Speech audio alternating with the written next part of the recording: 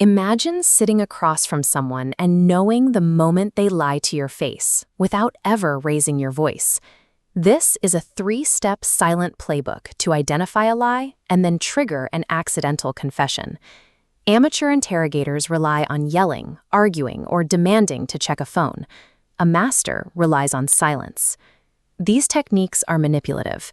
Use this knowledge as a defensive shield to protect yourself, rather than a weapon to destroy others. To read someone else's reality, you must first suppress your own urge to react. Observation requires you to stay still while they feel the pressure to move. Detection begins with the micro-pause rule. When you ask a direct question, ignore the words they eventually say. Instead, focus entirely on the window of time right before they open their mouth. Watch the clock. A 0.5-second hesitation is a massive red flag. In that half-second, the brain is often burning cognitive load to fabricate a story that sounds safe.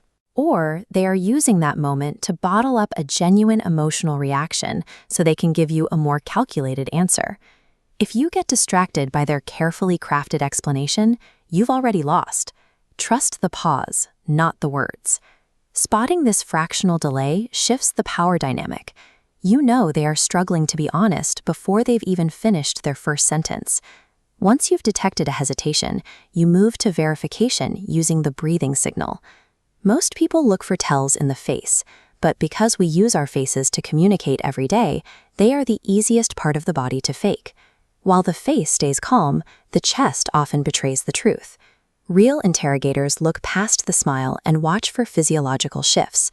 Hiding a secret causes a sudden spike in subconscious stress. This stress breaks their natural breathing pattern. Their breath will momentarily slow down, then suddenly speed up into erratic peaks. If you see this subtle shift, their words are likely a defense mechanism. Their body is reacting to the fear of being caught. Since the autonomic nervous system is difficult to consciously override, the chest provides a physical record of stress that the target cannot easily hide. With the lie verified, you move to the extraction phase, the go slightly wrong trap. At this point, direct questions are useless. They only make the target more defensive. Instead of asking, you exploit the human ego. People have a deep-seated need to correct others, to feel smart or informed. Rather than hitting a wall with a direct question, you provide intentionally incorrect information about the secret you are trying to uncover. If you think a coworker is moving to a new company, casually suggest you heard they're moving to Delhi for a startup. Their ego will often override their caution. They will correct you by blurting out the actual truth, like Bangalore, just to prove you wrong. This turns a target's psychological need for superiority into a tool for extracting the truth they intended to keep hidden. By following this sequence, you've spotted the pause, verified the physical stress, and used their own ego to pull the truth into the light. In any room, the person with the most influence is rarely the loudest. It is the person who watches and understands the signals. As you master these signals, the behavior of those around you becomes much more predictable.